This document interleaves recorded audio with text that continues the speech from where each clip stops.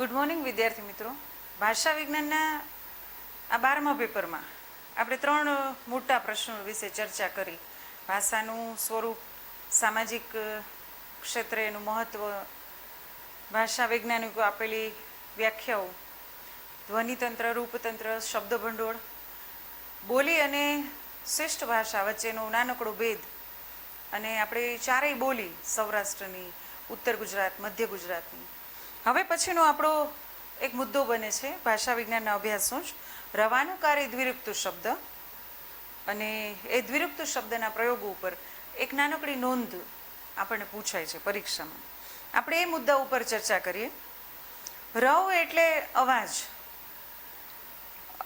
ધ્વનિ, અને એનું અનુકરણ કરીએ તો રસ, રૂપ, રંગ, ગંધ, આ બધા જ સ્વરૂપે, આ બધા જ ઇન્દ્રિયજન્ય જે અનુભવો છે એ કોઈ ભાષાના ઘટક મારફતે આપને મૂર્ત સ્વરૂપ કરી આપ્યું છે.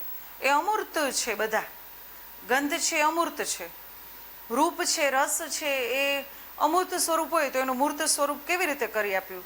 તો આ બધા શબ્દો રવાનુકારી દ્વિરુક્ત શબ્દોમાં આપણે જોઈએ છીએ કે એ સ્વરૂપ આપને મૂર્ત કરીને ભાષા વૈજ્ઞાનિકોએ બતાવ્યું છે. ગુજરાતી ભાષામાં એવા કેટલાય શબ્દો છે, આપણી બોલચાલની ભાષામાં આપણે રોજ બોલીએ છીએ. હમણાં આપણે ઉદાહરણો સાથે બધી વાત કરીશું એટલે તમને બહુ જ એ રસ પડશે કે આપણે એવી જ રીતે મેડમ બોલીએ છીએ. તો કહેવાનો મતલબ એમ છે કે રવાનુકારી શબ્દ એટલે શું? તો કે રવ એટલે અવાજ, અવાજનું અનુકરણ કરી રસ, રૂપ, ગંધ આદિ એવા ઇન્દ્રિયજન્ય અનુભવને કોઈ પણ ભાષાકીય ઘટક મારફતે મૂર્ત રૂપ ધારણ કરી અને શબ્દો આવે તો એને રવાનુકારી દ્વિરુક્ત શબ્દો કહેવામાં આવે છે. ગુજરાતી ભાષામાં કેટલાક શબ્દો એવા છે કે જે ધ્વનિ, અર્થ અને પ્રાસની દ્રષ્ટિએ બેવડાતા હોય. દ્વિ એટલે બે અને ઉક્ત એટલે 2 વાર બોલવું. રવ એટલે અવાજ અને અવાજનું અનુકરણ કરતા શબ્દો. તો અવાજનું અનુકરણ કરીને 2 વખત બેવડાવીને બોલાતા શબ્દો. ધ્વનિ કે નાદમાંથી ઊભું થતું જે શબ્દનું સ્વરૂપ છે એ શબ્દમાં રહેલા નાદ અર્થને પ્રતિધ્વનિત કરે છે અને તેથી એનું વિશેષ મહત્વ હોય છે. દાખલા તરીકે અત્યારે તમે આવો અને સીધા બસ સ્ટેન્ડેથી દોડીને આવ્યા હોય કે આમ ફટાફટ આપણે પહોંચી જવું છે, આમ લેક્ચર મિસ ન થાય એવી રીતે, તો તમે શું કરો છો? દોડીને આવો છો, પછી અહીં આવીને બેસો અને હું કહું ચલો આપણે લખીએ, તો તમે શું કહો કે મેડમ 5 મિનિટ ખમો ને, અમે દોડી દોડીને એવા થાક્યા ને. જો તમે એક જ વખત એ શબ્દ બોલી શક્યા હોત કે અમે દોડીને થાક્યા, પણ જે થાકનો અહેસાસ કે અનુભૂતિ કરાવવાની છે એ તમે શબ્દને બેવડાવશો તો વધુ દ્રઢ રીતે એ અનુભૂતિ થશે. એક વખત દોડીને કહેશો તો ચાલે, એમાં ન ચાલે એવું નથી, પણ આપણે 2 વખત એટલે બોલીએ છીએ કે દોડી દોડીને, એટલે તમારો દોડવાનો જે થાક છે એની અનુભૂતિ એ શબ્દમાં આપણે કરી શકીએ છીએ. આપણે એક લોકગીત બહુ ગાય છે કે હું તો કાગળિયા લખી લખી થાકી, કાનુડા તારા મનમાં નથી. તો આ કાગળિયા લખી લખી તમે એક જ વખત લખીને કીધું હોત તો, પણ આ 2 વખત એટલે એ શબ્દની પુનરાવર્તનને ઉક્તિ આપણે કરીએ છીએ 2 વખત, કે આપણને એ લખવાનો થાક અને એની પાછળની જે વિરહ વ્યથા છે એ વ્યથાને એ બહુ સુંદર રીતે લોકગીતનું એ સર્જક આપણી સામે મૂકી શકે. એટલે પ્રતિધ્વનિત થઈ અને શબ્દ પાછો બેવડાઈને આપણી સામે આવે છે. એના તાદૃશ્ય કેટલાક એવા ગુણો છે આ એમાં રહેલા છે. આપણી ભાષામાં એવા ઘણા શબ્દો છે, એની વિશિષ્ટતા પણ એટલી સરસ છે ધ્વનિ રચનાઓને, કે જે આપણું ધ્યાન ખેંચે. એનો હેતુ કેવો છે કે ધ્વનિને, દ્રશ્ય અને અન્ય ક્રિયાઓને સાક્ષાત કરવાનો. એટલે આપણે આ શબ્દને બેવડાવીને બોલીએ છીએ. અને એમાં અનુકરણી છે ને દ્વિઉક્તિ પણ છે. એકનો એક શબ્દ બેવડાવીને બોલવાનું વલણ છે આપણું, એ જે પડેલું છે એ વલણ કેવું છે? તો કે તમારી સામે કોઈ વસ્તુ નથી, કોઈ એવી આપણે કંઈ કે સ્થિતિ નથી, તે છતાંય બેવડાવીને શબ્દ બોલીએ છીએ ને ત્યારે આપણી સામે એ તાદૃશ બને છે. એટલે મેં પહેલાં કહ્યું ને કે અમૂર્ત એવા સ્વરૂપને મૂર્તિમંત આપણી સામે કરે છે. દાખલા તરીકે એક ઉદાહરણ આપું કે છલ છલ, તો એ છલ છલ હું બોલું છું તો આપણી સામે કંઈ જ નથી અત્યારે, નથી નળ કે નથી બાલદી ભરેલી કે એ છલકાઈ ગઈ છે, એ નથી. પછી હું શબ્દ બોલું કે જળહળ, જળહળ જળહળ છે, દરવાજો ખોલ, આ જીવવું ઝાકળ જેવું છે, દરવાજો ખોલ. તો આ જળહળ જળહળ છે, તો આપણી પાસે જળહળ શબ્દ માત્ર છે, પણ એ બોલવાથી જ એ ચારેકોર પ્રકાશિત એવું વાતાવરણ થઈ જાય. એ આપણે તરત જ આપણા મનમાં એ ઊભું થાય છે. છનાછન શબ્દ બોલીએ એટલે કોઈ સરસ મજાની નાની છોકરીઓ બાળાઓ આવે અને પગમાં ઝાંઝરી પહેરી હોય અને આમ છમ છમ છમ કરી દે, આખા વાતાવરણને છનછનાન કરી દે. એવા શબ્દનું અનુકરણથી, એના ઉચ્ચારણથી આપણે આખું અમૂર્ત સ્વરૂપને મૂર્તિમંત કરી આપીએ છીએ. ગુજરાતી ભાષાને આ દ્વિરૂપત શબ્દો મળ્યા, એ ક્યાંથી મળ્યા? તો સૌથી પહેલાં એક અપભ્રંશની આપણી ભૂમિકા હતી. અર્વાચીન ગુજરાતી સાહિત્ય સ્વરૂપની શરૂઆત પૂર્વે પ્રાચીન કાળ ને મધ્યકાળ ને પછી જે અપભ્રંશની ભૂમિકા શરૂ થઈ ભાષામાં, એ અપભ્રંશમાં જોવા મળે છે. એનો વારસો ગુજરાતી ભાષાને બહુ સુંદર રીતે મળ્યો છે. રાસ રાસાઓમાં ઋતુઓના વર્ણનો આવે છે, રણમલ છંદ છે, કાનડદે પ્રબંધ છે, આ બધામાં આ રવાનુકારી શબ્દોનું બહુ માધુર્ય અને એકદમ પ્રચુરતા સાથે સર્જકે એનો ઉપયોગ કર્યો છે. ગુજરાતી ભાષામાં ઉદ્ભવેલી પહેલી ભૂમિકા અપભ્રંશની છે. એ કાળ આખો છે એ રવાનુકારી દ્વિરૂપત શબ્દોથી એક આખું ચલણ હતું. દાખલા તરીકે ધમધમ, તો હાથી કેમ ચાલે? તો કે ચાલે ધમધમ. તો એ જે ધમધમ ચાલે છે, હાથી આપણી સામે નથી, તે છતાંય આપણે ખબર પડે કે એના પગલાં મુકાય ત્યારે આવો અવાજ, આવો રવ અને આવી એક આખી ઘટના બને, એનું આખું તાદૃશ્ય વર્ણન આપણી સામે છે. આપણે ઘણી વખત કહેતા નથી કે કચ્છ કચ્છ શું કરસ? તો કચ્છ કચ્છ શબ્દ છે ને, એટલે છોકરીઓ અંદરો અંદર બોલતી હોય ને, અહીંયા પણ આપણે પ્રોગ્રામ હોય ત્યારે તમને બધા એમ કે ચલો હવે બધા કચ્છ કચ્છ બંધ કરો. આ કચ્છ કચ્છ એટલે તમારા અવાજમાં આવો અવાજ છે? કચ્છ કચ્છ થાય એવું ના. ઝીણું ઝીણું બોલાતું હોય, તમારા શબ્દ સ્પષ્ટ ના થતા હોય, તે છતાંય ક્યાંક ગણગણાટ છે. તો આ ગણગણાટ, ખદ ખદ, કાને કાન, કાપમ કાપી, આજુબાજુ, એકાએક, ધરમ કરમ, નોકર ચાકર, તાબડતોબ, અવારનવાર, આ બધા જ શબ્દો છે એ બેવડાવીને બોલીએ છીએ ત્યારે, તો કે ત્યારે એની અનુભૂતિ કરાવાઈશ તમને. હું તમને, તમે બધા તો મૂવીના શોખીન છો એટલે તમે બધા જોતા હો, પણ જો એ ગતિ સ્થિતિ આ બેય બતાવે છે. આપણે હિન્દી ફિલ્મોમાં જઈએ તો દ્વિરૂપત શબ્દનો બહુ મસ્ત ઉપયોગ કર્યો છે કે ધીરે ધીરે સે મેરી જિંદગી મેં આના, મારી જિંદગીમાં આવજે તો કેવી રીતે આવજે? બસ આમ ધીરે ધીરે, સડનલી નહીં. પછી ધીરે ધીરે ચલ ચાંદ ગગન મેં, તો ચાંદાની ગતિ બતાવી છે ને કેમ ચાલવું એ સ્થિતિ કીધી છે, તારે ધીમે ધીમે ચાલવાનું છે. તો આ જ્યારે દ્વિરૂપત શબ્દની વાત આવે ત્યારે આપણે આપણો કવિ રમેશ પારેખને યાદ કરવો જ પડે. એ રમેશ પારેખ એના એ દ્વિરૂપત શબ્દ માટે અને ગીતના લય હિલ્લોળ માટે એ જાણીતા કવિ છે ને કામાતુર રાજવી કવિ તરીકે ગીતનો એ ગીતકાર કહેવાયું છે. તો એ શું કહે, એક જ પંક્તિમાં એ દ્વિરૂપત શબ્દની પણ એ ગૂંથણી કરે ને સાથે સાથે સ્થિતિ, કાળ, ગતિ આ બધું જ બતાવે કે ધીમે ધીમે ઢાળ ઉતરતી ટેકરીઓની સાખે તમને ફૂલ દીધાનું યાદ. માત્ર આ એક લીટીમાં કેટલું સરસ એક સર્જકે કીધું કે ધીમે ધીમે ઢાળ ઉતરતી ટેકરીઓની, આ ટેકરીઓ કેવી છે? ઢાળ ઉપર છે, ઢોળાવડા ઉપર, અને એમાં ધીમે ધીમે ઉતરતા ઉતરતા એ ટેકરીઓની સાખે મેં તમને ફૂલ આપ્યું હતું, બસ એ ફૂલ દીધાનું યાદ.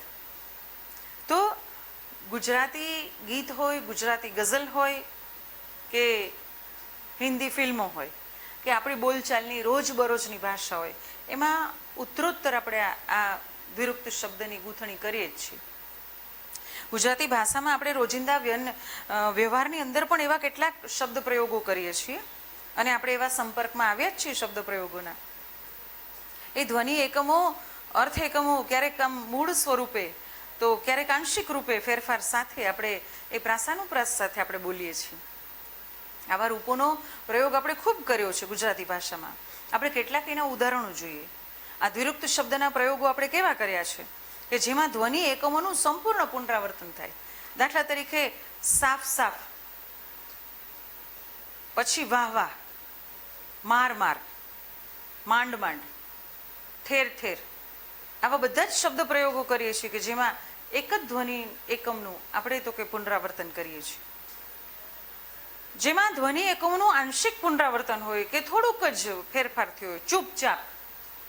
તો જો ત્યાં રસ્વ દીર્ઘવાળું છે, અહીંયા આપણે કાનો લગાવ્યો, ચૂપચાપ, આંશિક ફેરફાર છે. કાપકૂપ, ફાટફૂટ, ઠીકઠાક, છેકાછેક, ગુપચૂપ. ક્યારેક એવું બને છે કે જેમાં અર્થ એકમોનું પુનરાવર્તન થાય, કે એકને એક અર્થ હોય અને આપણે બોલીએ છીએ. દાખલા તરીકે અત્યારે ચોમાસાની ઋતુ ચાલી રહી છે, તો આપણે કહીએ છીએ કે કાદવ કીચડ. તો કાદવ એ જ કીચડ છે, પણ તે છતાંય આપણે બોલીએ છીએ કાદવ કીચડ. પછી નોકર ચાકર, તો નોકર ને ચાકર બે સમાનાર્થી છે, પર્યાય રૂપ છે, એટલે અર્થ એકમોનું પુનરાવર્તન થાય છે. ધન દોલત, તોડફોડ, ધજા પતાકા, આ જ્યારે ભજન કીર્તન આપણે બોલીએ છીએ ત્યારે એ દ્વિરુક્તિ એ પ્રમાણેની છે. ક્યાંક પ્રાસનું તત્વ પણ એમાં જોવા મળતું હોય છે. દાખલા તરીકે વાસણ કુસણ. હવે જો વાસણનો અર્થ થાય, કુસણનો કંઈ અર્થ નથી થતો, પણ પ્રાસ મેળવવા માટે આપણે બોલીએ છીએ કે કેમ વાસણ કુસણ પતી ગયા. પછી બહાર કોઈ જાતું હોય તો એમ કે ચાલો શાક બાક લઈ આવી, તો શાક બરોબર છે, બાક એટલે શું, કંઈ જ નહીં, પણ પ્રાસ મેળવવા માટે આપણે એવું બોલીએ છીએ. ઢોર ઢાખર, નોકર બોકર, સાવરણી બાવરણી ક્યાં ગઈ, આપણે કહીએ હવે સાવરણી બરોબર, બાવરણી શું, લોટ બોટ દળાવ્યા, હવે લોટ બરોબર. તો આવા પ્રાસવાળા તત્વનું જ્યાં અનુકરણ જોવા મળે છે એવા દ્વિરુક્ત શબ્દ પણ આપણે બોલીએ છીએ. ક્યારેક એવું બને છે કે અવાજનું પુનરાવર્તન છે એ મૂર્ત થતું જોવા મળે. દાખલા તરીકે ટપ ટપ, એટલે તમે જુઓ કે કોઈ હોરર પિક્ચર જોતા હોય તો આપણે બધાને ખબર છે કે અમુક અવાજો છે એ ધ્વનિઓ છે નવા નવા ઇન્સ્ટ્રુમેન્ટમાંથી એ લોકો કાઢતા હોય છે, પણ આપણે ખાલી જોતા હોય, દ્રશ્યમાં કાંઈ દેખાતું ન હોય, પણ આમ અવાજ આવે ટપ ટપ, એટલે ક્યાંકથી તો કે પાણી પડે છે. પછી એકદમથી બારણું ખુલે ત્યારે આપણે ખબર પડે કે નળ ટપકે છે. પછી એવી જ રીતે આમ ચપ ચપ, લપ લપ, કચકચ, બળબડ, ફડફડ, ગણગણ, ખદબદ, આપણે નથી કહેતા માખીઓની જેમ ખદબદી ઉઠ્યા માણસ. તો એક જગ્યાએ જ એકત્રિત થયેલી માખીઓ છે, એ માખીઓનું સ્વરૂપ આપણે જોયું છે, એ દ્રશ્ય. એટલે જ્યારે માણસની ભીડ હોય ને ત્યારે આપણે કે કીડિયાળું જાણે ઉભરાણું, તો તમને ખબર છે કીડિયાળું ઉભરાય ત્યારે શું થાય, એટલે આપણે આવા શબ્દોનો પ્રયોગ કરીએ છીએ. ક્યારેક દ્રશ્યતાનું પુનરાવર્તન પણ જોવા મળે છે. દાખલા તરીકે ઝબક ઝબક, ચમક દમક, જળહળ, ગદગદ, ટપોટપ, ફટાફટ, કૂદમ કૂદી, ઝપાઝપ, મારામારી, ફેંકમ ફેંકી, ક્યારેક આવું પણ બને છે. તો અન્ય ક્રિયાઓમાં પણ પુનરાવર્તનનું મૂર્ત સ્વરૂપ થતું જોવા મળે છે. દાખલા તરીકે કોઈ એવું તોફાન મસ્તી થાય ત્યારે આપણે કંઈ તોડફોડ બંધ કરો, તો તોડ અને ફોડ આ બે શબ્દ છે આમ જોઈએ તો નાનકડી ભેદરેખા છે, બાકી છે તો એક જ. ગલ્લા તલ્લા, મારમ મારી, હાંફળો ફાંફળો, આવા કેટલાક દ્વિરુક્ત શબ્દો દ્વારા આપણે ઓછા શબ્દ દ્વારા અને બેવડાવવાની ક્રિયા દ્વારા અર્થ તો પ્રગટ કરીએ જ છીએ, પણ ખાસ જે ભાવની પ્રતીતિ કરાવવાની છે એ કરાવીએ છીએ. લીપી ગૂંપીને આંગણું કર્યું, તો આ લીપું ગૂપું, તાણી તૂસીને, ચપ્પુ બપ્પુ, આજુબાજુ, જંતર મંતર, ઢોલક બોલક, હાલક ડોલક, ખાડા ટેકરા, આવા કેટલાય શબ્દ પ્રયોગ આપણે કરીએ છીએ. પર્યાય રૂપ અર્થવાળા છે નોકર ચાકર, તોડફોડ, ધજા પતાકા, મેં કહ્યું એમ. ક્યાંક વિરુદ્ધ શબ્દ છે સવાલ જવાબ, તો આપણે નથી કહેતા એવા શું સવાલ જવાબ, તો સવાલ છે અને જવાબ છે.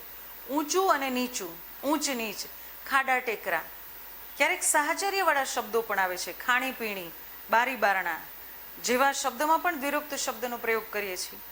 ધ્વનિગત દ્વિરુક્ત શબ્દ પણ જોવા મળે છે અને એમાં પૂર્ણતયા દ્વિરુક્તિ જોવા મળે છે. દાખલા તરીકે વાહ વાહ, આપણે કોઈ સારું કામ કરીએ તો એમ કહીએ છીએ વાહ વાહ. પછી બોલ બોલ કરવા, જેમ જેમ એમ કે રાત જાય તેમ તેમ, આપણે તો કંઈક અંધકાર એકદમ પ્રસરતો જાય, ત્યાં પણ દ્વિરુક્તિ છે. ક્યારેક એવું બને છે કે દ્વિરુક્ત શબ્દમાં અર્થગત દ્વિરુક્ત શબ્દનું ઊંડાણ ભરેલું વર્ગીકરણ આપણે જોઈએ તો એમાં શું છે કે આંશિક ફેરફારો હોય પણ બેયના અર્થો સરખા થતા હોય. દાખલા તરીકે ભજન કીર્તન, તો ભજન છે અને કીર્તન છે. પછી ભરણ પોષણ, દમ દાટી, ધાક ધમકી, અને અગાઉ કહ્યું એમ કાદવ કીચડ, આ બધું સમાનાર્થી બને.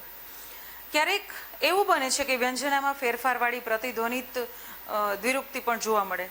દાખલા તરીકે સાનબાન, રંગ ઢંગ, વેરઝેર, હેમખેમ અને અધરાત મધરાત જેવા શબ્દો મળે.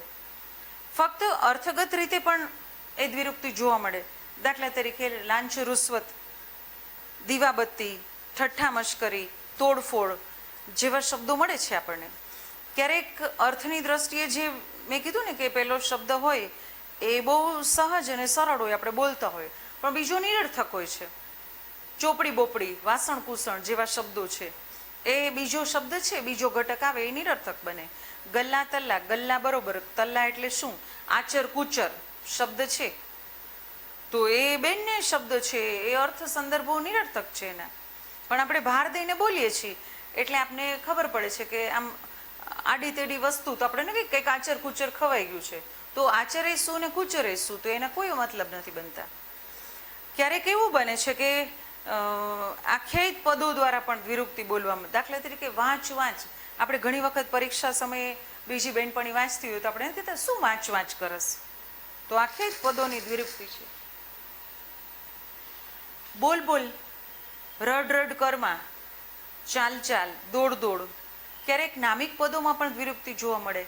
આપણે ઘણીવાર કહીએ છીએ ને ઘરે ઘરે સંદેશો પહોંચાડવો, ખૂણે ખૂણે, માણસે માણસે, ફળીએ ફળીએ, દેશે દેશ. ક્યારેક વિશેષણની દ્વિરુક્તિ પણ જોવા મળે છે કે ઊંચું નીચું, કાલું ઘેલું, લાંબુ ટૂંકું, રાતું પીળું, કાળું ધોળું. આવી કેટલી વિશેષણની દ્વિરુક્તિ જોવા મળે છે. અને ક્યારેક ક્રિયા વિશેષણમાં પણ જોવા મળે, અડખે પડખે, માંડ માંડ. આપણે ન કહીએ કે મેડમ અર્વાચીન સાહિત્યનું પેપર તો એટલું લાંબુ હતું, બધું એવડું પણ માંડ માંડ પૂરું થયું. જેમ જેમ, ઠેર ઠેર, આજુબાજુ જેવા વિશેષણ, ક્રિયા વિશેષણના એ પ્રયોગો દ્વારા પણ દ્વિરુક્તિ શક્ય બને છે. એટલે ગુજરાતી ભાષા સાહિત્યમાં આ દ્વિરુક્તિ અને ખાસ કરીને રવાનુકારી દ્વિરુક્ત શબ્દ, ડૉક્ટર પ્રભાશંકર તેરૈયા એક સમયના ગુજરાતી ભાષા ભવનના એ હેડ ઓફ ધ ડિપાર્ટમેન્ટ અને ગુજરાતી ભાષા વૈજ્ઞાનિક ક્ષેત્રે અને ભાષા ક્ષેત્રે બહુ સુંદર એવું કામ કરનાર પ્રભાશંકર તેરૈયાએ આ રવાનુકારી દ્વિરુક્ત શબ્દ વિશે બહુ સુંદર કામ કર્યું છે. અને એને જ આવા સરસ મજાના વિભાગો પાડી અને ક્યાં ક્યાં દ્વિરુક્તિ આપણે બોલીએ છીએ એના વિશે વિશેષ ખ્યાલ આપ્યો છે. મિત્રો, આ નાનકડો એવો મુદ્દો આપણે ભાષા વિજ્ઞાનનો અહીંયા પૂરો કરીએ અને આ મુદ્દા સાથે જ આપણે બીજો મુદ્દા સાથે ફરી મળીશું. ત્યાં સુધી બધાને નમસ્કાર.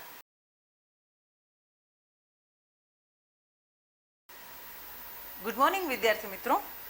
રવાનુકારી દ્વિરુક્ત શબ્દ પછી આપણે ભાષા ક્ષેત્રે જે કહ્યું એમ નવા નવા શબ્દોની ગૂંથણીઓ મળે અને આ બધા વ્યાકરણના જે નાના નાના મુદ્દાઓ છે ને એ બધા મુદ્દાઓ એવા બને છે કે આપણે કોઈ સ્ત્રીની કલ્પના કરતા હોય ત્યારે એક નાના મોટા અલંકાર સાથે એની કલ્પના કરતા હોય છે. અલંકાર વગરની સ્ત્રી છે એની કલ્પના આપણે કરી જ ન શકીએ. એવી રીતે ભાષા ક્ષેત્રે ક્રિયા વિશેષણો હોય, સમાસ હોય, અલંકાર હોય, છંદ હોય કે દ્વિરુક્ત શબ્દ હોય કે પૂર્વ પ્રત્યય પર પ્રત્યય હોય કે વિભક્તિની કોઈ સંજ્ઞાઓ હોય, આ બધા જ મુદ્દાઓને આપણે લેતા હોય, લિંગ હોય, વચન હોય કે કૃદંતો હોય. પણ કહેવાનો મતલબ કે ભાષાના નાના નાના મુદ્દાઓ છે એ ભાષા સજ્જતાના માટેના એ અલંકારો છે. આ બધા મુદ્દા વગરની આપણે ભાષા કલ્પી જ ન શકીએ. તમે વિચાર કરો કે આ બધું જ ભાષામાંથી કાઢી નાખીએ તો ભાષા કેવી બને? અલંકાર વિહીન બની જાય. એટલે એવા જ એક મુદ્દા ઉપર આપણે આજે વાત કરવાની છે, સમાસ રચના. તમારા અભ્યાસના મુદ્દામાં જ છે સમાસ રચના અને આ સમાસ આપણે ભણીને આવ્યા છીએ. 8મા 9મા 10માનું વ્યાકરણ જો આમ ફ્લેશબેકમાં જઈએ અને યાદ કરીએ તો તમને વિચાર આવે કે મેડમ સમાસ તો અમે ભણી ગયા છીએ, તો આમાં નવું શું ભણવાનું છે? નવું ભણવાનું આપણે ટીવાયના દરજ્જે છે. સમાસ તમે એક દરજ્જે ભણીને આવ્યા, પણ આપણે શું યાદ રાખ્યું કે માતા પિતા એટલે દ્વંદ્વ સમાસ, બસ એટલું જ. પિતાંબર એટલે જેનું પીળું પિતાંબર પહેર્યું છે એ બહુવ્રીહી સમાસ, બસ એટલું જ આપણે યાદ રાખ્યું. પછી એ સમાસ કેમ બન્યો, વિભક્તિના પ્રત્યયોથી એ છૂટો પડે છે, એનો વિગ્રહ કેમ થાય છે, એના ઉપર આપણે કોઈ દિવસ એવો ખ્યાલ રાખ્યો નથી. પણ ટીવાયમાં આવી અને આપણે ભાષાનું એક ઉજ્જવળ વિશેષ જ્ઞાન લઈ અને આપણે સ્નાતક થવાનું છે ત્યારે આપણે વિશેષ આ મુદ્દા ઉપર થોડુંક ધ્યાન દોરીએ અને એની ચર્ચા કરીએ. સમાસ અને સમાસ રચના. તમને ગમતા સમાસની વ્યાખ્યા આપીને કોઈ પણ બે સમાસ સમજાવો એમ પણ કહેવામાં આવે. પ્રશ્ન કોઈ રીતે પૂછાય, જવાબ તમારે આ રીતનો જ બનશે. આપણી એક સમજની ભૂમિકાએ જે વાતચીત કરશું એમ જ. સમાસ એટલે શું, સૌથી પહેલા મનમાં પ્રશ્ન થાય તો સમ વત્તા આસ, પહેલા તો એની સંધિ છે. સાથે બેસવું અર્થાત સાથે રહેવું, જોડાણ, આવા કેટલાય શબ્દ સમાસને અર્થતંત્રમાં આપણે જોવા મળે છે. ભગવદ્ ગોમંડળમાં આવા 3 અર્થો આપેલા છે સમાસ માટેના. અને આ સમાસ છે એ સંસ્કૃત શબ્દ છે. સંસ્કૃતમાં એનો અર્થ એમ થાય કે સંક્ષેપ એટલે ટૂંકું. સમાસ એટલે શું તો કે એક રૂપ થવું, એક સાથે બેસવું. મેં હમણાં કીધું ને, તો સાથે કોને બેસવાનું છે? આપણે બેસવાનું છે? નહીં, બેસવાનું છે શબ્દોએ સાથે, અને સાથે એકરૂપ બની અને 2 કે 2 થી વધુ શબ્દો કે પદો બનતા હોય. એ 2 કે 2 થી વધુ પદો બનતા હોય ત્યારે એને સાથે રહેવાનું છે. એ 2 પદોએ સાથે બેસવાનું છે, સાથે રહેવાનું છે અને પરસ્પર સંબંધ બતાવવાના છે. અને બતાવતો પ્રત્યય છે એ પ્રત્યયનો લોપ થતો હોય છે. એટલે 2 શબ્દોને સાથે જોડીને રાખે છે પ્રત્યય, પણ તે છતાંય પ્રત્યયનો લોપ થતો હોય. અને એ 2 શબ્દો વચ્ચે પ્રત્યય તો પાછો હોય જ. એટલે નવો અર્થ સંદર્ભ આપને આપે. અને પહેલું પદ છે, પહેલો શબ્દ છે એ પહેલું પદ, બીજો શબ્દ છે બીજું પદ. એટલે વાક્યની અંદર આ 2 પદો હોય, 2 પદોને જોડતો અન્વયી વિભક્તિનો પ્રત્યય હોય. અને એ 2 પ્રત્યયોથી જે 2 શબ્દ જોડાયા છે એ પદો આવે. અને એ પદોને પાછું સ્વતંત્ર પદ હોય, આપણે વિગ્રહ કરીએ ત્યારે તો એ પદનો એટલો સ્વતંત્ર પ્રયોગ આપણે કરી શકીએ છીએ. એ શબ્દને આપણે સામાજિક અને સામાસિક શબ્દ કહીએ છીએ. સામાજિક એટલા માટે કે સમાજના વ્યવહારોમાં આપણે બોલીએ છીએ, એટલે પદોની વચ્ચે કોઈને કોઈ સંબંધે જોડાઈને આ વિભક્તિનો એને સામાસિક શબ્દ આવતો હોય છે. એટલે એ સમાસ પછી જાતિ, વચન, વિભક્તિ એવા પ્રત્યયોને જોડાય અને એક સામાસિક રૂપ ધારણ કરે છે.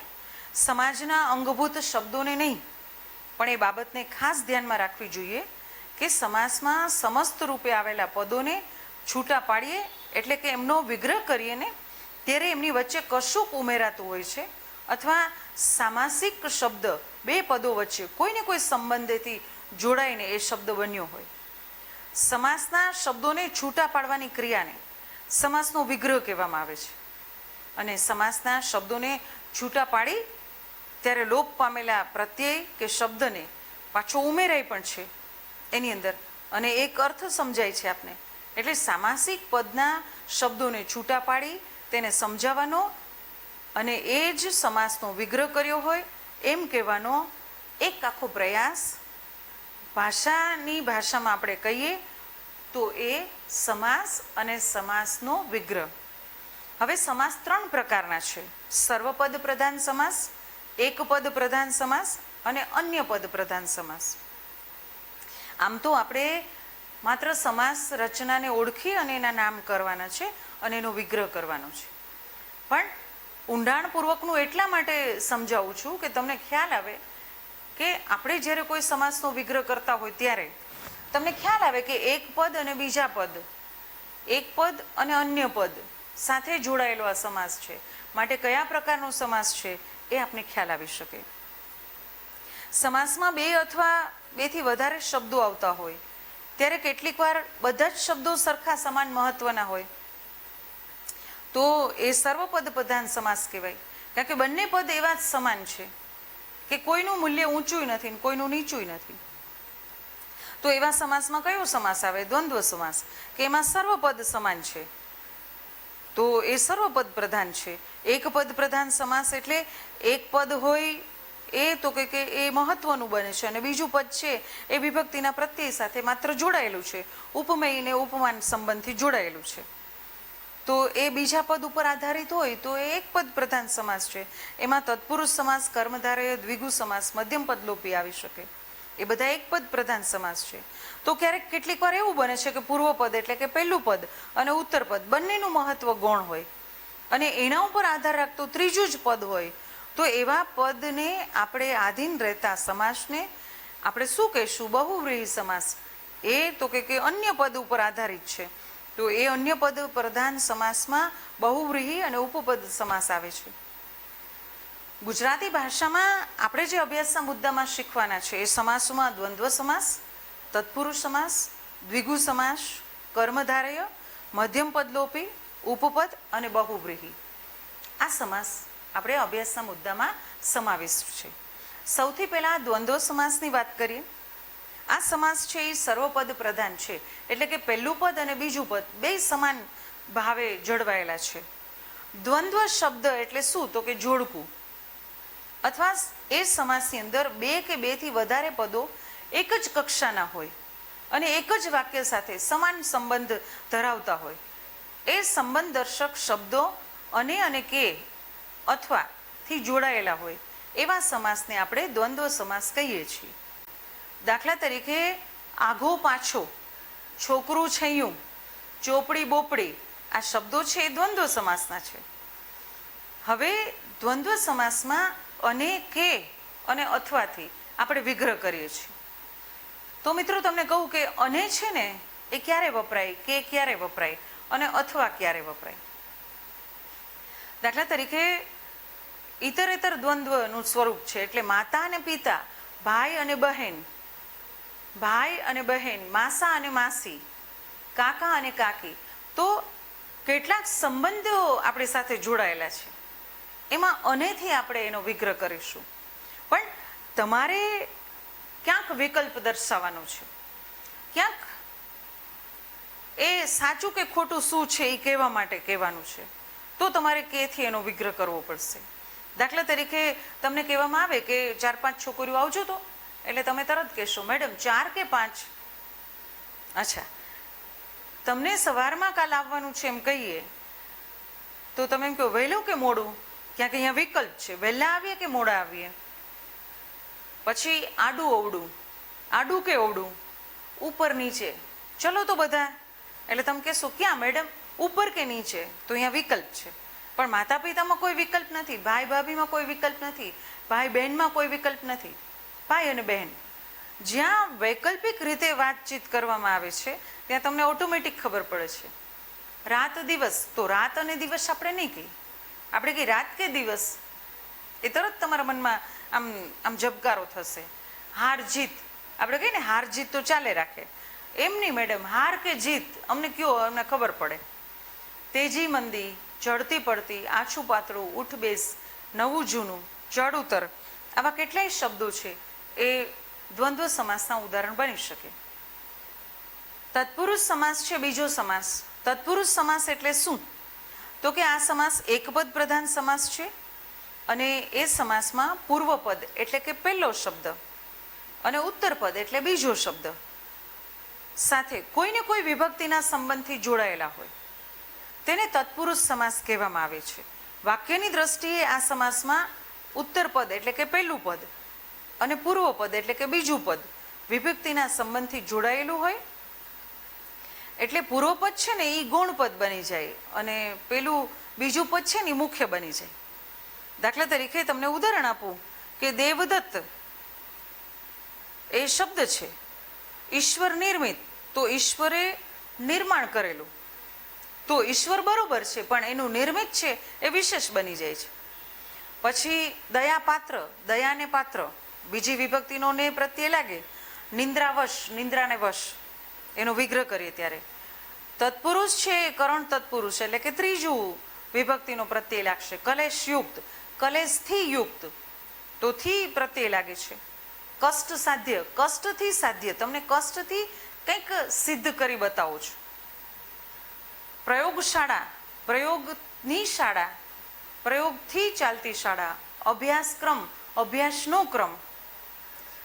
લગ્ન ગાળો, લગ્નનો ગાળો, છઠ્ઠી વિભક્તિનો પ્રત્યય લાગે છે. ગ્રામ ઉદ્ધાર, ગ્રામનો ઉદ્ધાર અથવા ગામનો ઉદ્ધાર. સ્વર્ગવાસ, સ્વર્ગમાં વાસ. વહુ ઘેલો, વહુ ઘેલો શબ્દ, તો વહુ પાછળ ઘેલો. એટલે આવા તત્પુરુષ સમાસના જે કેટલાક પ્રત્યયો છે એ આપણી સાતે વિભક્તિઓથી જે પ્રત્યયો મળે છે એ પ્રત્યયોથી આપણે આ વિગ્રહ કરી શકીએ છીએ.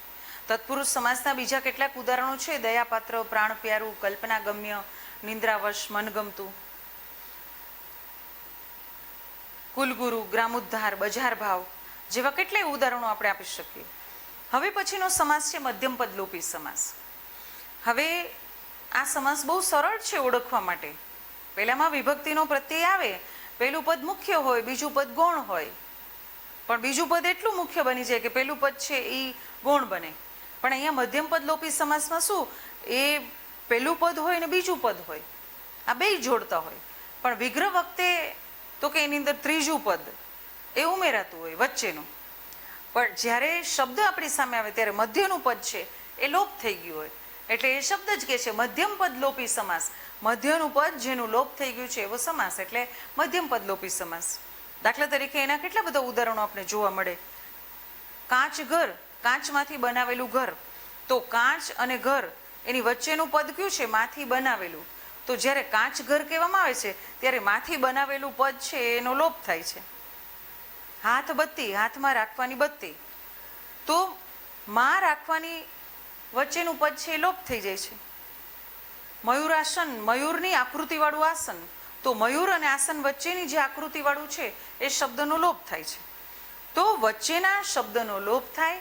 ઉત્તરપદ અને પૂર્વપદ બંને યથાવત રહે, પણ વિગ્રહ કરતી વખતે પાછું એ લોપ થયેલું પેલું પદ છે એ વિગ્રહમાં આવી શકે. એના બીજા કેટલાય ઉદાહરણો બની શકે. ઊંટ લારી, ગાંધર્વ લગ્ન, આગગાડી, દહીં વડા, કલ્પવૃક્ષ, વરાળ યંત્ર, કામધેનુ, ગોળધાણા, નોટિસ બોર્ડ, જંગલ ખાતું, આવા કેટલાય શબ્દો છે એ મધ્યમ પદ લોપીના ઉદાહરણો બની શકે. પછીનો આપણો સમાસ છે ઉપપદ સમાસ. આ સમાસ છે એક રીતે જોઈએ ને તો તત્પુરુષ સમાસની બહુ નજીકનો સમાસ છે ને એનો જ સમકક્ષ છે. કારણ કે એમાં નિરૂપાયેલા પદો છે એ પદો કોઈને કોઈ વિભક્તિના સંબંધોથી જોડાયેલા છે. પણ તત્પુરુષ સમાસથી આ સમાસ ઉપપદ કેમ જુદો બને છે, તો કે એનું પૂર્વપદ નામિક એટલે કે સંજ્ઞાવાચક હોય અને ઉત્તરપદ એટલે કે ક્રિયાવાચક હોય. સંજ્ઞા અને ક્રિયાવાચક આ બે પદો હોય. એ ઉપરાંત સમસ્ત આખું પદ છે એ વિશેષણ ધરાવતું હોય તો એ ઉપપદ સમાસ છે. દાખલા તરીકે એનું ઉદાહરણ દઉં કે કુંભકાર. તો કુંભ શબ્દ છે એ સંજ્ઞા બતાવે છે અને કાર છે એ ક્રિયાવાચક શબ્દ છે. કાર એટલે કુંભકાર, તો કુંભને બનાવનાર. મર્મજ્ઞ, મર્મને જાણનાર. તો મેં કહ્યું એમ કે પહેલું પદ છે એ સંજ્ઞાવાચક હોય, બીજું પદ ક્રિયાવાચક હોય અને આ બંને પદથી બનતો શબ્દ ઉપપદ સમાસનું ઉદાહરણ છે. ગૃહસ્થ, સર્વજ્ઞ, અનુજ, ધૂળ ધોયો, વાંકો દેખો, કેળવણીકાર, અંગરખું, મનોહર, તક સાધુ, જીવલેણ, બીબા ઢાળ, પગરખું, જન્મદાતા. આ બધા જ શબ્દો છે ઉપપદ શબ્દના સમાસના ઉદાહરણો છે. પછીનો સમાસ છે કર્મધારય. કર્મધારય સમાસ એટલે કે એક પદ પ્રધાન સમાસનું આ ઉદાહરણ છે. આ સમાસના અંદર બે પદોની વચ્ચે વિશેષણ અને વિશેષનો સંબંધ છે, એટલે કે ઉપમાન ને ઉપમેયનો સંબંધ છે. અને ઉપમાન અને ઉપમેય સાધારણ ધર્મનો સંબંધ હોય ત્યારે એ એક જ વિભક્તિ ઉપર આધારિત હોય અને કર્મધારય સમાસ તરીકે આપણે એને ઓળખાવીએ છીએ. દાખલા તરીકે પિતાંબર, તો પીળું અંબર. ઉષ્ણોદક, ઉષ્ણ ઉદક. તો ઉદક એટલે પાણી, ઉષ્ણ એટલે ગરમ. તો પાણી બરોબર છે પણ એને વિશેષણ આપવામાં આવ્યું, કેવું, તો કે ગરમ. પછી પાણી પોચું શબ્દ છે, તો પાણી જેવું પોચું. તો પોચું શબ્દ છે પણ પાણીની વિશેષતા બતાવી છે કે કેટલું સોફ્ટ, તો કે પાણી જેવું. મહારાજા, તો રાજા તો બરોબર પણ મહા આગળ વિશેષણ લગાડ્યું. ખબર બરોબર છે પણ આપણે કહીએ કે મેડમ તમને ખુશ ખબર આપીએ, તો ખુશ એટલે સારા, આનંદ થાય એવા સમાચાર. પૂર ઝડપ, ઝડપ ખરા પણ પૂર જેટલી ઝડપ. પાણીનું પૂર આવે ત્યારે તમે જુઓ કે કેટલી ક્ષણમાં પાણી આમ ઉપર ચડી જાય. હમણાં જ 11 ઓગસ્ટ ગઈ અને 45 વર્ષથી આ મોરબીમાં એ બંધ તૂટ્યા ને ત્યારે બધા વાત કરતા કે કેટલી ક્ષણમાં પાણી, એક રોટલો આમ ગળતા હોય અને તાવડીમાં નાખીએ બસ એટલી ક્ષણ થઈ ત્યાં તો પાણી છે ને ફળિયામાંથી ઘરમાં આવી ગયું અને આમ તાવડીને બધું તરવા લાગ્યું. તો એ ઝડપ કેટલી પૂરની, પાણીની, બસ એટલી ઝડપ એટલે કહેવામાં આવે છે કે આ કર્મધારય સમાસ છે એ વિશેષણ અને વિશેષ્યનો સંબંધ તો છે જ એની સાથે, પણ એ વિશેષતા બતાવવાની સાથે સાથે એ એટલી સુંદરતાથી એ વાતને બતાવે છે, એ શબ્દની વિશેષતાને પ્રગટ કરે છે કે આપણે કહેવા ચાહતા હોય એ શબ્દની જે વિશેષતાને કારણે જે ભૂમિકા ઊંચી બને છે એવો આ સમાસ છે. દ્વિગુ સમાસ છે. આ એક પદ પ્રધાન સમાસ છે. આ દ્વિગુ સમાસમાં કર્મધારયનો જ એક પેટા પ્રકાર કહી શકાય, કારણ કે એમાં પણ બે પદો છે, પૂર્વપદ અને પેલું બીજું પદ ઉત્તરપદ. પણ પૂર્વપદ છે ને એ સંખ્યાવાચક હોય અને ઉત્તરપદ છે એ એક વચનમાં પ્રગટ થતું હોય, તો એવા પદને આપણે દ્વિગુ સમાસ કહીએ છીએ. દાખલા તરીકે સપ્તપદી, તો સપ્તપદનો સમૂહ, તો આગળ સપ્ત આવ્યું, ચોમાસુ 4 માસનો સમૂહ, તો 4 આવ્યું.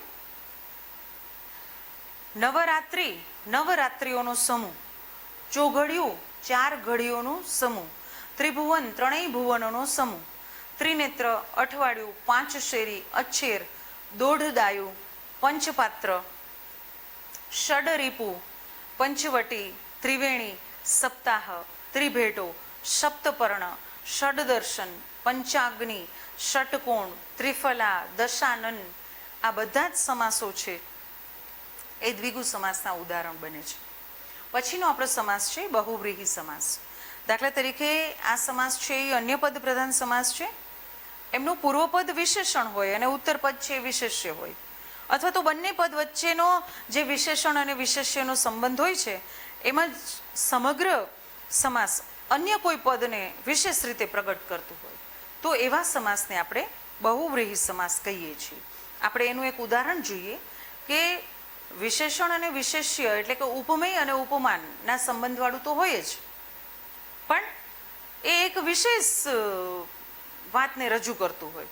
દાખલા તરીકે ચતુર્ભુજ, તો 4 છે ભુજા જેની તે, તો કોણ? તો કે વિષ્ણુ. પદ્મનાભ, પદ્મ છે જેની નાભીમાં તે, તો એ કોણ છે? વિષ્ણુ. તો બહુવ્રીહી સમાસમાં તે પાછળ આપણે વિશેષ એવી સંજ્ઞાઓ પ્રગટ કરીએ છીએ. અને મેં કહ્યું એમ કે તત્પુરુષ સમાસ અને ખાસ કરીને ઉપપદ સમાસમાં નાર લાગે છે અને બહુવ્રીહી સમાસમાં આપણે વિશેષ રીતે એની ખ્યાતિ પ્રગટ કરીએ છીએ એટલે તે લાગે છે. દાખલા તરીકે ગજાનન, તો ગજ જેવું આનંદ છે તે, કોણ? તો કે ગણપતિ. તો એ બહુવ્રીહી સમાસનું ઉદાહરણ છે. હિરણાક્ષી, તો હરણ જેવી આંખ જે છે જેની છે તે. મીનાક્ષી, મીન એટલે માછલું, તો માછલી જેવી જેની આંખ છે તે. ગૌમુખી, તો ગાય જેવું જેનું મુખ છે તે. તો આવા કેટલાક શબ્દો છે જે વિશેષ્ય અને વિશેષણ આ બંનેને પ્રગટ કરે છે. ઉપમેય અને ઉપમાન આ બંનેને પ્રગટ કરી અને સમાન અધિકારવાળા શબ્દ બનાવી અને જે ભાવ પ્રગટ થાય છે એ સમાસ છે બહુવ્રીહી સમાસ. અહીંયા આ 7 સમાસોની જે ગૂંથણી કરવામાં આવી છે ભાષા વિજ્ઞાનમાં, અને 7 સમાસની જે વિશેષતાઓ બતાવી છે વિગ્રહની અને એ સામાસિક શબ્દની, એ શબ્દો આપણા અભ્યાસક્રમના મુદ્દો બને છે. હવે પછીના મુદ્દા અને ગુજરાતી ભાષા વિજ્ઞાનના આ ભાગ 1ના છેલ્લા મુદ્દા તરફ આપણે જઈ આ મુદ્દો અહીંયા પૂરો કરીએ છીએ. નવા મુદ્દા સાથે ફરી પાછા મળીશું. ત્યાં સુધી નમસ્કાર.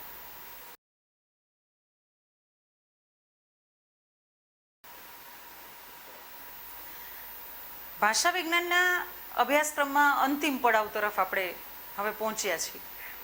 અને મેં કહ્યું ને કે એમાં નાની વસ્તુઓ પણ ભાષાના શબ્દને અને એ શબ્દ દ્વારા બનતા વાક્યને કેવા લય હિલ્લોળવાળા બનાવે છે, અને અલંકારિક શબ્દોથી આ નાનકડું વાક્ય બનતું હોય કે શબ્દ બનતો હોય તો કેટલો મોટો અર્થ એ આપણી સામે લઈને આવે છે.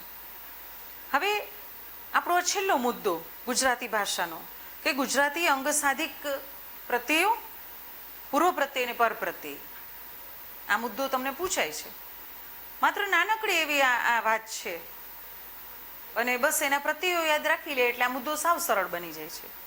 હવે ગુજરાતી ભાષા આખી સંસ્કૃત ઉપરથી ઉતરી આવી પરંતુ સમય જતાં ગુજરાતી ભાષાએ સંસ્કૃતથી ભિન્ન એવું આખું માળખું પોતાનું સ્વતંત્ર રચી અને એક ઊભું કર્યું નવું જ વાતાવરણ.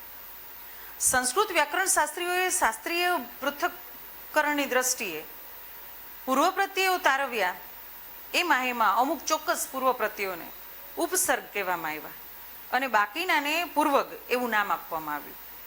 હવે ગુજરાતી ભાષામાં આવું શાસ્ત્રીય અને વૈજ્ઞાનિક પૃથક્કરણ હજી સુધી થયું નહોતું.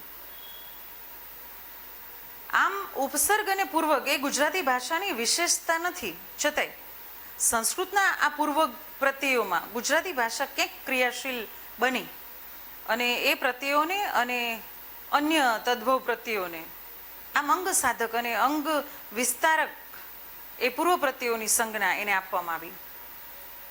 એટલે એ અંગ સાધક શબ્દ તરીકે સમજીએ આપણે. જે ઉપસર્ગ અને પૂર્વક સંસ્કૃતમાં હતા, આપણે ત્યાં અંગ સાધક શબ્દ તરીકે ઓળખાયા. દરેક શબ્દના મૂળમાં અથવા વધુ મૂળ અંગોમાં એનું અંગ રહેલું છે. એ મૂળ અંગોને પ્રત્યય આપણે કહીએ છીએ. એ પ્રત્યયો લાગીને નવો એક અંગ ઊભું થાય અને નવો એક શબ્દ ઊભો થાય. એને સાધિત અંગો કહેવામાં આવે છે. દાખલા તરીકે એક તમને કહું કે ઉપકથા શબ્દ છે, તો આ શબ્દમાં મૂળ અંગ છે કથા છે, પણ ઉપ અને ઓ આ પ્રત્યયો લાગ્યા છે. એટલે પહેલો પ્રત્યય છે ને ગૌણતાવાચક છે અને બીજો પ્રત્યય છે બહુવચનનો છે ઓ. તો ગુજરાતીમાં ઉપકથાઓ શબ્દ આપણે બોલીએ છીએ તો કથા તો મૂળ અંગ છે જે આપણી પાસે હતું, પણ ઉપ એને પૂર્વ પ્રત્યય લગાડ્યો અને ઓ પ્રત્યય આપણે પાછળથી લગાડ્યો, એ બહુવચનનો લગાડ્યો. એટલે ગુજરાતીમાં બે પ્રકારના અંગ સાધક પ્રત્યયો છે. મૂળ અંગોથી પૂર્વે લાગતા પૂર્વ પ્રત્યયો અને મૂળ અંગને અંતે લાગે એ પર પ્રત્યયો. એટલે ગુજરાતી ભાષામાં પર પ્રત્યયની સરખામણીમાં પૂર્વ પ્રત્યય ઓછી સંખ્યામાં છે. પૂર્વ પ્રત્યયોનો મોટો ભાગ છે ને એ સંસ્કૃત તત્સમ શબ્દએ રોકેલો છે. એટલે ઉપસર્ગ અને પૂર્વગોએ. તો આ પૂર્વ પ્રત્યય અને પર પ્રત્યય ગુજરાતી ભાષામાં કહેવાના, જે સંસ્કૃતમાં ઉપસર્ગ અને પૂર્વક કહેવાય છે. તો આ પૂર્વ પ્રત્યય એટલે શું પહેલા આપણે સમજીએ. ધાતુ અને નામ, સર્વનામ ઇત્યાદિને આગળ લાગે એ પૂર્વ પ્રત્યય તરીકે ઓળખાય છે. પૂર્વ પ્રત્યયને નિપાત પણ કહી શકાય છે, કારણ કે શબ્દમાં એ ધાતુ, નામ અને વિશેષણ વગેરેમાં જુદા જુદા અર્થો પડે છે અને એ અર્થોને નિપાત, પૂર્વક કે ઉપસર્ગ કે નિપાત, અવ્યય જેવા નામ સાથે આપણે ઓળખીએ છીએ. યાસ્ક મુનિ અને પાણીની પાસેથી આપણે વ્યાકરણ મળ્યું. એટલે યાસ્ક મુનિ એ આ પૂર્વ પ્રત્યયને અલગ પાડ્યા. આખ્યાયિત એટલે કે ધાતુ સાથે લાગેલા, ક્રિયા સાથે જે લાગેલા એ પૂર્વ પ્રત્યયનો ખાસ પ્રયોગ આપણે આપણી ભાષામાં કરીએ છીએ. નામ, સર્વનામ, વિશેષણ આ બધાની પૂર્વે લાગે તેને પૂર્વ પ્રત્યય કહેવાય અથવા પૂર્વક પણ કહેવાય છે. આમ પૂર્વક, ઉપસર્ગ કે પૂર્વ પ્રત્યય આ ત્રણેય શબ્દ સમાનાર્થી બને છે. સંસ્કૃતમાં જેને પૂર્વક અને ઉપસર્ગ કહે છે, ગુજરાતીમાં તેને પૂર્વ પ્રત્યય કહેવામાં આવે છે. પૂર્વ પ્રત્યય એટલે અંગની પાછળ લાગે તેવા પ્રત્યયો, પૂર્વ પ્રત્યય એટલે અંગની આગળ લાગે અને પર પ્રત્યય એટલે અંગની પાછળ લાગે તેવા પ્રત્યયો. આગળ આપણે એટલી વ્યાખ્યા જોઈ, પણ હવે પૂર્વ પ્રત્યય વિશે આપણે વાત કરીએ કે ધાતુ કે ક્રિયાના અંગને એ આગળ લાગે છે એ પૂર્વ પ્રત્યય. હવે પૂર્વ પ્રત્યયના આપણને જે પ્રત્યયો મળે છે એ 15 જ મળે છે. દાખલા તરીકે કુ, દસ, નિસ, વિ, સમ, અ, ઔ, ક, વણ, સમ, કમ, ગેર, બદ, બિન આ બધા જ છે 15 એ પૂર્વ પ્રત્યયના આગળના પ્રત્યયો છે. હવે તમને કહું કે આપણે આ પૂર્વ પ્રત્યય પર પ્રત્યય બોલીએ જ છીએ આપણી રોજબરોજની ભાષામાં. તમે કહેશો મેડમ આવું તો આપણે બોલતા નથી. તો તમને હમણાં કહું, તમે બધા કહેશો હા આવું તો આપણે કહીએ છીએ. દાખલા તરીકે હું તમને કહું છું કે તમારા મનમાં વિચાર કરવો જોઈએ એમ કહું તો આ વિચાર માત્ર એક શબ્દ છે, પણ એને પૂર્વ પ્રત્યય લાગે તો એ વિચાર કુવિચાર થાય. પછી સંસ્કાર હોય પણ પૂર્વ પ્રત્યે આપણે કુ લગાડીએ છીએ તો કુસંસ્કાર, કુછંદ, કુકર્મ, કુટેવ, કુસંગ, કુપુત્ર, કુરિવાજ, આ પ્રત્યે આપણે લગાડીએ છીએ. પછી 10 પ્રત્યય લગાડી તો એમાં દુર્ગુણ, દુર્લભ, દુસ્સાહસ, દુરાધ્ય, દુષ્કાળ, દુર્બળ, દુસાધ્ય, દુર્ગંધ જેવા શબ્દો આવે છે. નિસ્મા, નિસ્તેજ, નિર્દય, નિરોગી, નિરંકુશ, નિરીક્ષણ, નિર્ગમન. વિ છે તો વિજય, વિજ્ઞાન, વિલક્ષણ, વિદેહ, વિધવા, વિસ્મરણ, આવા પ્રત્યયો લગાડીએ છીએ જે શબ્દની પહેલા લગાડાય.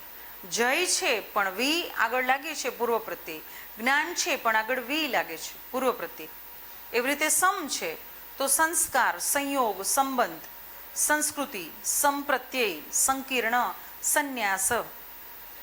ધર્મ છે પણ આગળ અપ્રત્યય લાગે તો અધર્મ, અપૂર્વ, અજ્ઞાન, અનીતિ, અક્ષત, અન્યાય, અહિંસા. અવ છે અવલોકન, અવકૃપા, અવદશા, અવગહન, અવહેલના, અવતરણ. ક છે કપાતર, કજોડું, કસમય, કસુવાવડ, કટેવ, કજાત, કમોદ, કટાણું. આપણે આ બધા જ શબ્દ બોલીએ છીએ. આપણે નથી કહેતા અરે રે આ કટાણે ક્યાં આવ્યો, તો કટાણું એટલે કોઈ સમય નથી અને ત્યારે કોઈ આવે છે ત્યારે. પછી વણ છે તો વણલોભી, વણ માગ્યું, વણ પૂછ્યું, વણ કીધું, વણ બોલ્યું. એવી જ રીતે સ છે સહર્ષ, હર્ષતું હોય પણ સહર્ષ, હર્ષ સાથે. પ્રેમ, સપ્રેમ, સભાન, સરસ, સમાન, સપ્રમાણ અને સગોત્ર. કમ છે તો કમજોર, કમનસીબ, કમ ભાગ્ય, કમ અક્કલ, કમ તાકત, કમજાત. પછી ગેર છે તો ગેરહાજર, ગેરવ્યાજબી, ગેરસમજ, ગેરકાયદેસર, ગેરઇન્સાફ, ગેરવહીવટ. બદ છે બદનામ, બદમાશ, બદસુરત, બદઇરાદો, બદકિસ્મત અને બદનક્ષી. બિન છે તો બિનઆવડત, બિનજરૂરી, બિનદાસ્ત, બિન અપરાધ, બિનશરતી. અને બે છે તો બેકાળજી, બેહદ, બેકાર, બેકરાર, બેઅદબ, બેઈમાન, બેશક, બેઆબરૂ, બેચેન, બેદક. તો આવા 15 જેટલા પૂર્વ પ્રત્યયો છે કે જે આપણી ભાષામાં આપણા શબ્દ પહેલાં આપણે લગાડીએ છીએ. અત્યારે મેં આ વાત કરી એટલે તમે તરત જ એમ કહેશો કે મેડમ હવે અમને ખબર પડી કે અમે આવા પૂર્વ પ્રત્યય સાથે બોલીએ છીએ. એવી જ રીતે પરપ્રત્યયો છે અને એની સંખ્યા બહુ વધારે છે, પણ આપણે કેટલાક ઉદાહરણો એના જોઈશું કે જે આપણા અભ્યાસના મુદ્દામાં છે. તો આ પરપ્રત્યય તો કે પાછળ લાગે. હવે ઐ, ઐ, તા, ત્વ, આશ, આણ, આઈ, પણ, ઈ, ગી, ગૌ, ગીરી, એમ 11 પરપ્રત્યયો છે કે જે પાછળ લાગે છે. દાખલા તરીકે તો લાઘવ, તમે વ બોલો એટલે પાછળ સમજાય છે. કૌરવ, શૈશવ, રાઘવ, સૌષ્ઠવ, યાદવ, બાંધવ, ગૌરવ, આ બધામાં અપ્રત્યય પાછળ લાગે છે કે જે શબ્દની પાછળ લાગે છે. ય આવે તો લાલિત્ય, આરોગ્ય, ચૈતન્ય, સૌંદર્ય, માધુર્ય, વાણિજ્ય, સ્વાસ્થ્ય, સૈન્ય. તા ગુરુતા, લઘુતા, સુંદરતા, નમ્રતા, દીનતા, માનવતા, મધુરતા, જનતા. ત્વ આવે તો ગુરુત્વ, લઘુત્વ, દેવત્વ, પુરુષત્વ, બ્રહ્મત્વ, ક્ષત્રિયત્વ, મનુષ્યત્વ. આશ શબ્દ લાગે ખારાશ, તીખાશ, મીઠાશ, કડવાશ, લીલાશ, કાળાશ, રતાશ અને ખટાશ. આણ શબ્દ લાગે લંબાણ, પોલાણ, નીચાણ, ઊંડાણ, ટૂંકાણ, ઊંચાણ. આવા કેટલાય શબ્દો લાગી શકે. પછી આઈ શબ્દ છે સાદાઈ, મોટાઈ, બળાઈ, કમાઈ, ધોલાઈ, સિલાઈ, છપાઈ, ચતુરાઈ, લુચ્ચાઈ. પણ શબ્દ છે ગઢપણ, ગાંડપણ, નાનપણ, ભોળપણ, ગળપણ, શાણપણ, સગપણ. એ પ્રત્યય છે ખુશી, નેકી, ફકીરી, હવાઈ, નફાખોરી, દોસ્તી, બાદશાહી, ગુલામી, જંગલી. ગી પ્રત્યય છે બંદગી, માંદગી, પસંદગી, તાજગી. ગીરી પ્રત્યય છે ગુંડાગીરી, દાદાગીરી, ગુલામગીરી, માસ્તરગીરી, સોદાગીરી, ઉડાવગીરી, તો ક્યાંક ઈ પ્રત્યે લાગે. શહેરી, ઝડપી, યુવાની, ક્યાંક ઈ પ્રત્યે લાગે. સામાજિક, શારીરિક, માનસિક, ભૌગોલિક, ક્યાંક ઈય પ્રત્યે લાગે. ભારતીય, રમણીય, રાષ્ટ્રીય, રાજકીય, ક્યાંક વિન પ્રત્યે લાગે. વાયાવી, તેજસ્વી, યશસ્વી, મેઘાવી, ક્યાંક આડવું લાગે. છોગાડું, દયાળુ, માયાળુ, જંપાળું, નિંદ્રાળું, ક્યાંક વાળ દવાવાળું, ગાડાવાળું, કાંટાવાળું, ઝાડુવાળું, ક્યાંક ગર લાગે. કિમિયાગાર, સોદાગર, બાજીગર, કારીગર, જાદુગર, ક્યાંક ખોર લાગે. દગાખોર, હલાલખોર, હુમલાખોર, મસ્તીખોર, હરામખોર, નફાખોર. તો મિત્રો, આ ભાષા વિજ્ઞાનમાં પૂર્વ પ્રત્યય અને પર પ્રત્યય. ફરીવાર કે ગુજરાતી ભાષામાં જેને પૂર્વ પ્રત્યય પર પ્રત્યય કહી છે, સંસ્કૃતમાં એને ઉપસર્ગપૂર્વક કહેવામાં આવે છે.